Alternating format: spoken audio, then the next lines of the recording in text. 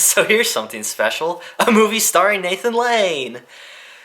Woohoo! I think it's common for most of us as kids to have that one movie we used to watch obsessively, and I mean over and over until the VHS player broke. But for me, I did that with all of my movies, good or bad. Even some of the ones I reviewed, just like this. But they were just there, you know? They were background noise, or maybe even a sliver of entertainment. But this movie I watched when I was little, once. One time was all it took. And maybe I was just getting older and rewatching movies finally seemed like a waste of time, but just consider that for a second. I'm reviewing a shitty movie from my childhood, and I only had to see it once. Have you ever heard of Mousehunt? Mousehunt was born in 1997 by DreamWorks and touted as its first family film. Yeah, this was back when Shrek wasn't even a twinkle in Daddy DreamWorks' eye and Megamind wasn't even a speck of sperm yet. There's really nothing else to say about this movie. It revolves around two brothers who own a string factory trying to catch a mouse, and that's about it. Excited yet? Neither am I. So the movie opens with a random quote. We were somewhere around Barstow, on the edge of the desert, when the drugs began to take hold. Nah, I'm just kidding. This is the real quote. It's a shame this movie isn't Fear and Loathing, though, because that title accurately describes how I'm feeling right now. We begin our movie, appropriately enough, with a funeral. Soon to be your own father's funeral. It's black. No, I'm sure it's gray. It's the grayest black I've ever seen. It doesn't matter what color it is. Ah! I'm sorry, Pop. I'm sorry.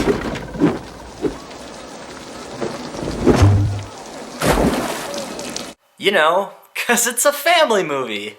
I mean, there's dark humor, and then there's the kind of shit you don't want to see your kids laugh at. We then go right into the opening credits, being shown over the most exciting thing the creators of this movie could think of, a string factory.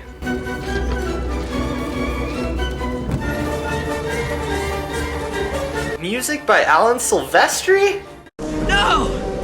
Oh, please, God, no! You mean I have to shit on a movie with music done by the same guy who did Back to the Future and Who Framed Roger Rabbit? That's not fair. You want to top the string factory? Well, how about this for a scene? The two sons of the deceased string factory owner sit in an office while some old guy discusses their inheritance. Truly a film that will have the whole family rolling on the floor laughing.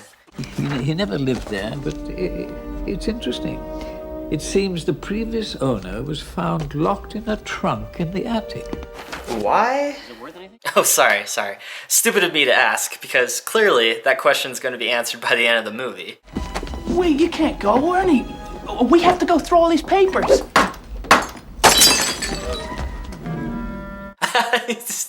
In the vacant. That's not very funny. So Nathan Lane, or whatever character he's playing this time, you know what, fuck it, he's just Nathan Lane. So Nathan Lane goes to his regular job as a chef at a fancy restaurant. This is a big deal since the mayor has decided to eat here, giving Nathan Lane a chance to become famous or something. Chef Ernie, how does it feel to be serving the mayor on the eve of his campaign re-election? Huh. Slow news day much? I mean, it's a little excessive, don't you think, guys? I'm just as curious of the mayor's eating habits as the next person, but live news coverage too? What, has Fox gotten sick of reporting on dead children? That's only half a cockroach. What? Daddy! You ate the head! Honey, are you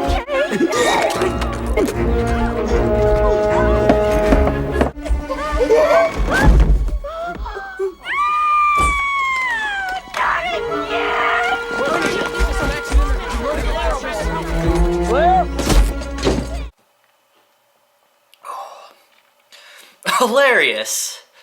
After that pleasant scene, we move on to this. One string is a relic of history. You don't make string by twining two strands together anymore. No. I'm a stereotypical gangsta. Hey! Of course, we would keep you on as a string consultant with a huge salary and a hefty pension. So, what do you say? If you don't say yes, we're gonna have to break your face. Or make you watch Happily Ever After. It's your choice. Well, that's just great. The editor spilt beer all over the reel. Now we're gonna have to go to a flashback. What's with the string? It's been in my pocket for 60 years. Yeah. I want you two to share it. Maybe it'll bring you closer together. I'll have to pass. What? A world without string is chaos.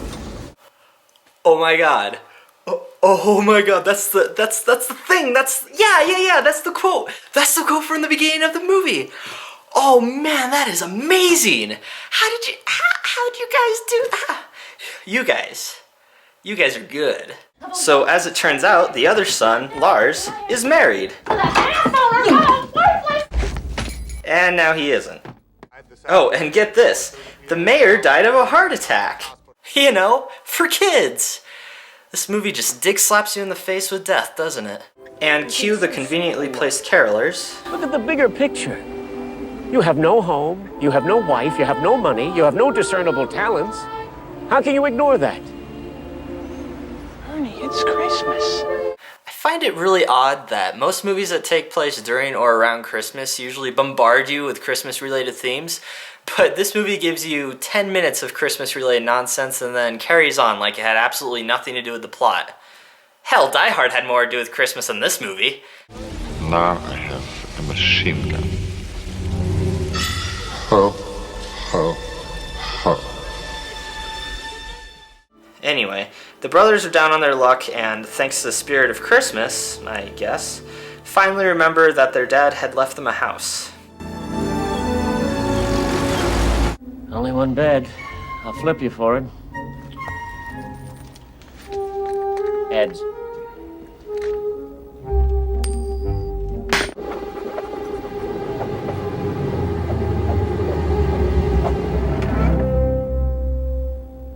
What? How? Or why, even? So Lars hears a noise in the attic, so the two head upstairs to check it out. Two dumbasses in a crappy comedy heading upstairs towards the attic in the middle of the night. Wait, I can guess this, closet full of moths. Or a box, okay, that's fair. One of their heads goes through the portrait of a lady.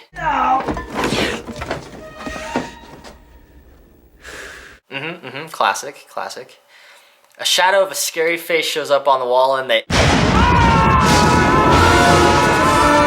Oh man, this is getting weird. It's coming from up there. Wait, hold on. They investigate the noise by one of the brothers hoisting the other one up, but then his head goes through the ceiling. And that's where they find the mouse.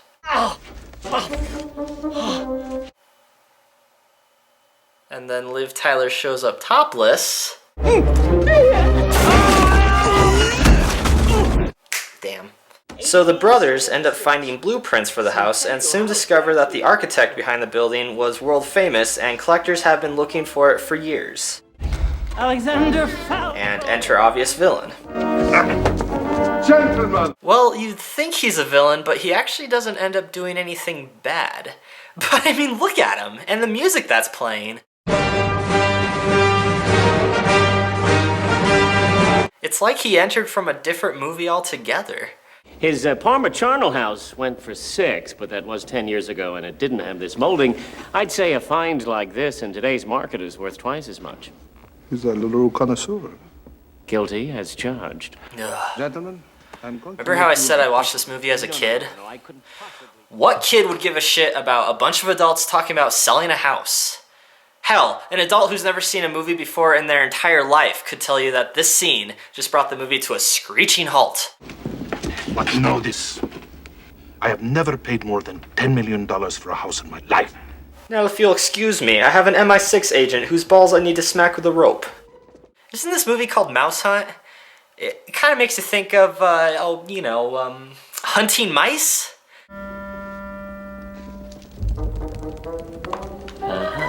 We finally found our friend's home. Well, I bought a little present for you, buddy. Listen to me. A single vermin can bring you down. Believe me, I know. Alright, 30 minutes into the damn movie and a mousetrap finally goes down. I hope you all weren't expecting something like this a lot sooner. I don't believe it. He snapped the trap, ate the olive, and left the pit just to mock us. I think you're giving him a little too much credit. Mice don't mock. They don't have a sense of humor or irony. Oh, really?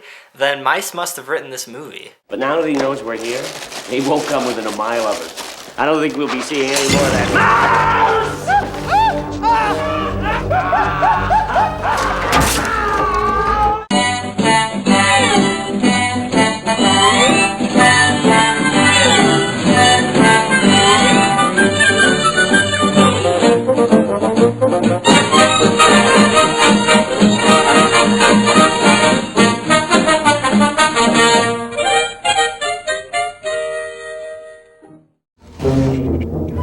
Bon appetit. That takes care of that. Yeah, even though it didn't before. The mouse obviously didn't fall for the trap. You're still in the same situation you started in. You know, I'm confused. Am I supposed to be rooting for the mouse or the two assholes that are trying to kill it?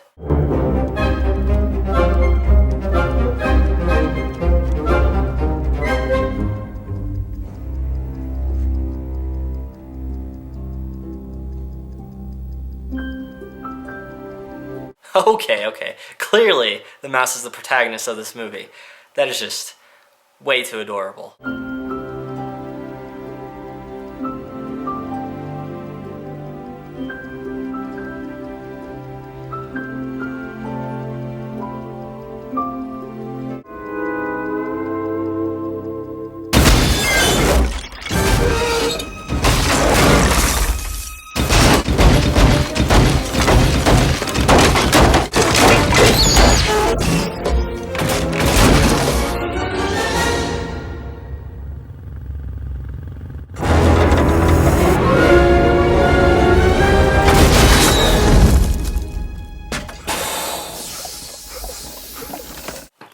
Movie?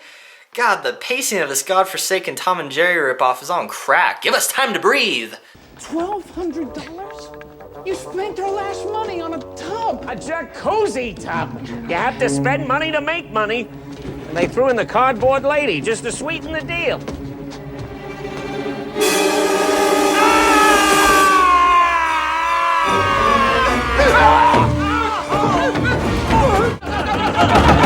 Okay, wait, no. That whole ordeal was your guys' fault. If you didn't turn into a 5-year-old girl every time you saw a fucking mouse, the shit wouldn't happen to you.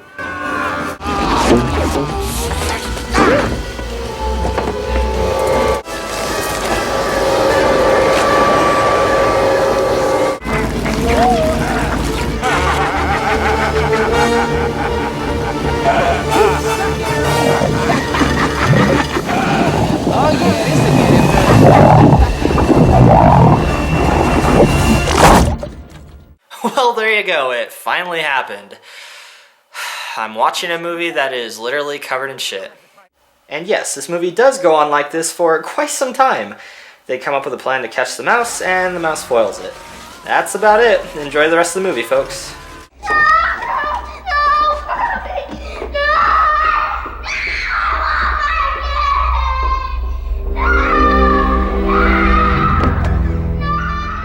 Well, that's dark. So yeah, the brothers decide to get a cat to stop the mouse. Gee, will this plan work? We really need a ferocious feline, preferably with a history of mental illness. I'm talking one mean pussy. Well, from what I understand, those aren't very hard to find. You're a stupid cat, aren't you? Yes, you are. And you're ugly.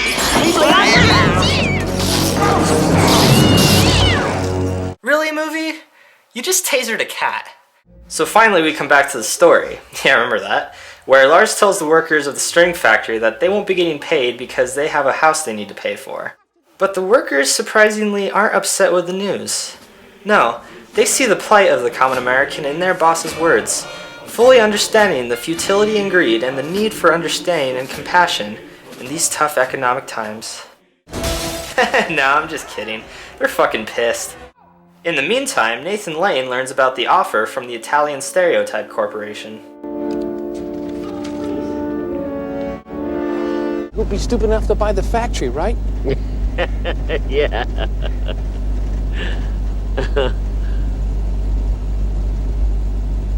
Oh, and in case you were wondering how the whole cat plan was working out,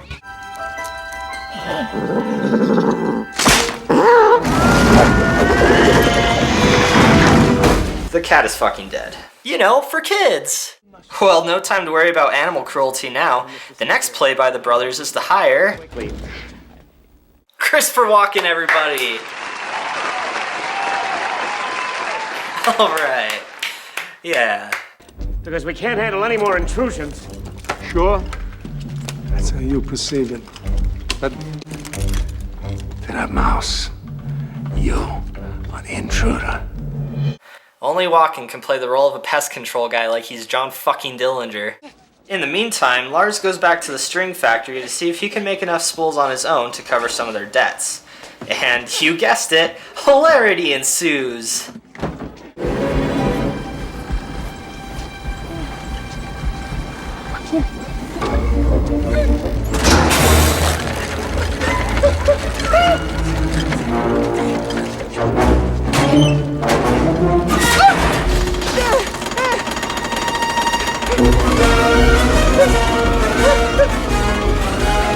Dude, just take off the damn jacket. Alright, let's see what Christopher Walken is up to.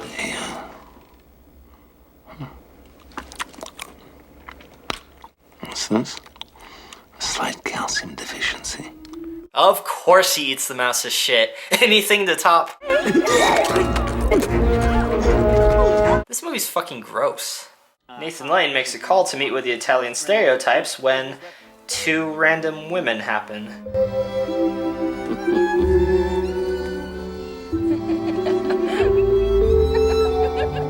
I'm sorry, I have a hard time believing Nathan Lane can hit on any woman. It's not that he's unattractive or anything, it's just, Oh my God! Are you crazy? What are you doing? Yeah.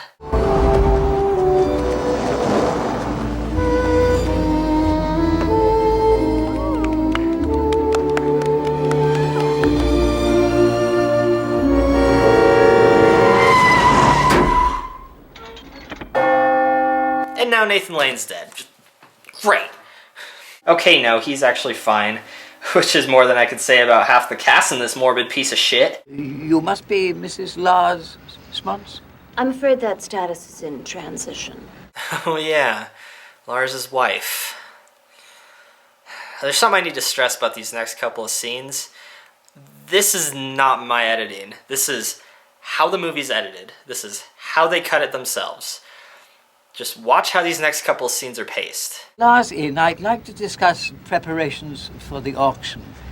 The auction?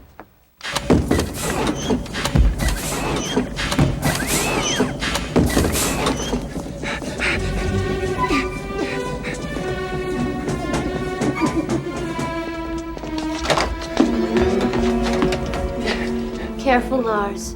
You might catch a cold. April. Get it? Because she's a money-grubbing whore, so they made it look like she got over to the factory cartoonishly fast to fuck him. Really, movie? She's like your only lead female. This is like the second time we see her in the entire movie, and I already fucking hate her guts.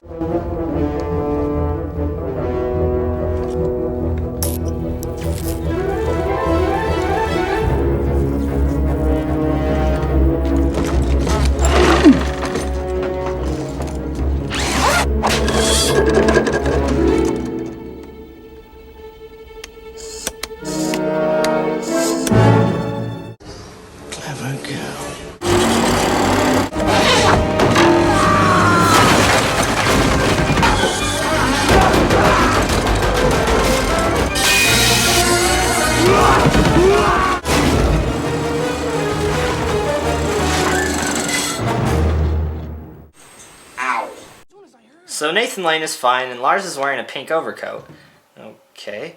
And it turns out Lars's wife gave them the $1,200 they need for the house. Because, you know, she's nice now that her husband is going to make a lot of money on the auction. That's how women are, right? Right?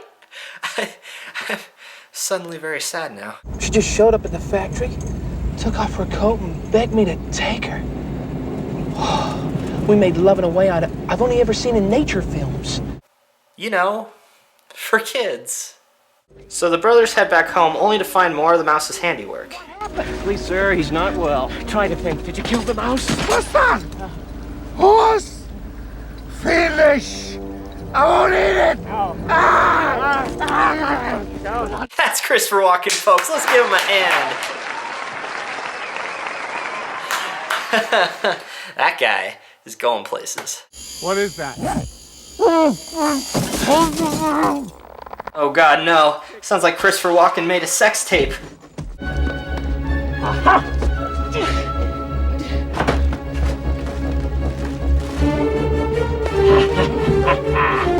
Did you see him? Down here, you big horse's ass. Buzz, you smell something? Smells like gas.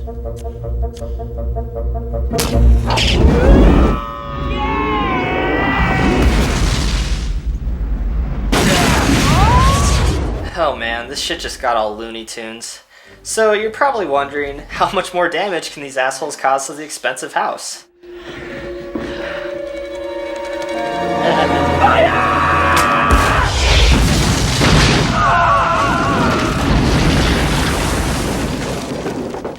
Well, there you go. And as if things couldn't get any worse... When you hear the beep, start talking. Mr. Schmutz, this is Vinny from Zepco calling. We waited in the square for over an hour, but you never showed. We do not appreciate being treated this way, especially after your brother already turned down our generous offer. It turns out Lars's brother tried to backstab him. Who could have seen that coming? Well, how about the brother who knows how greedy and irresponsible he is? I mean, it's not like his brother spends money he doesn't have on expensive things, constantly attempts to get rich, and has mentioned multiple times about wanting to sell the factory. Why am I even being sarcastic about this? This should have been obvious to anybody he was trying to sell the factory. I'm gonna brain you! Here it is! Oh yeah, give it to me then, go ahead! No! Well, there you go, parents. Good luck trying to calm down your hysterical kids. Great idea renting this movie, Mom. It'll be, what, 5 years of night terrors? Yeah. Poor bastards won't even be able to look at an orange without going through $1 million worth of therapy. Yeah.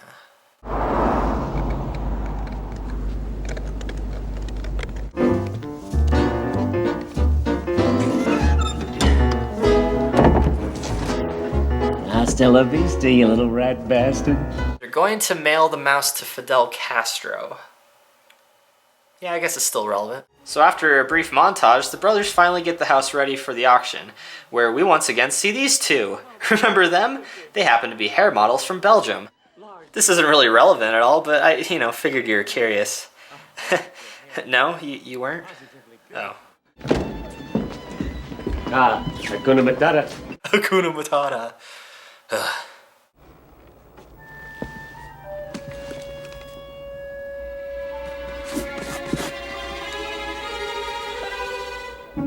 And yeah, the mouse came back, of course. Okay, what bugs me about this is, why did they even put a return address of their house that they're selling on the box? Did they even put a return address? What, did the mouse just tell the postman where to send it? So the auction begins, and of course, the mouse arrives to fuck it up. Look, it even eats their dad's string. And just remember that for later. The mouse ate their dad's string. Draw your attention to the encrusted details of the gold and silver-leaved copper and Ladies and gentlemen, can I have it? Jeez, lady, you're being violated right now. Cry out or something. Now, may I hear $4 million? $4 million, ladies and gentlemen. Yeah. For kids. Bidding stands at $5 million, ladies and gentlemen. I've got you now, my little friend! Hold on tight! I'm gonna get it out! Oh! Any advance on $7? I have $7 million. No, you dummy, that's alcohol. It's just gonna make the fire... Great, just great. And then the other brother's gonna grab the hose. The fire's gonna get put out. Then they're gonna decide to use the hose to flood the mouse. And then the nozzle of the hose breaks off, flooding the house.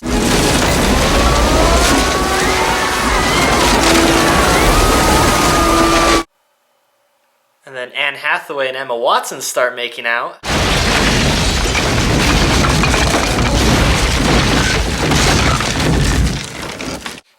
This movie fucking sucks.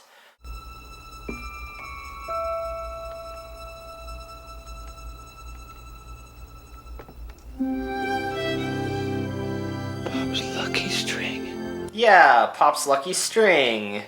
Where the hell did that come from? Huh.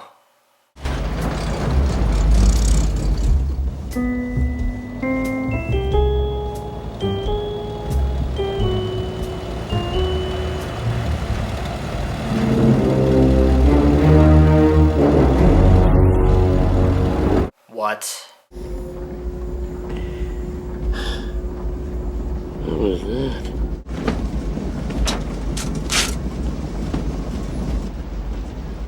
What? It's cheese.